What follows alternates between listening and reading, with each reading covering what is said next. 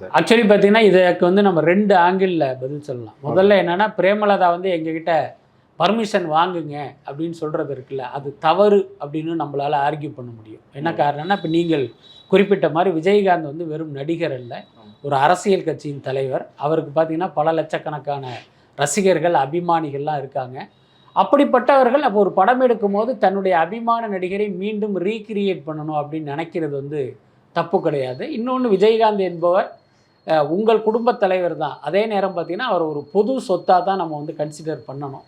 தேமுதிக தொண்டர்களுடைய தலைவர். அப்படிப்பட்ட ஒருத்தரை நீங்க வந்து பர்மிஷன் வாங்காம யார் வேணாலும் பயன்படுத்தலாம் அப்படின்னா, பல பேர் வந்து விஜயகாந்த வந்து ஒரு காமெடியனா கூட ஏஐ மூலமா கிரியேட் பண்ணிருவாங்க. அல்லது விஜயகாந்தை இழிவுபடுத்துற மாரி, என்ன விஜயகாந்த நக்கல் அடிக்கிற மாரியெல்லாம் பயன்படுத்துறதுக்கும் வாய்ப்பு இருக்குல்ல.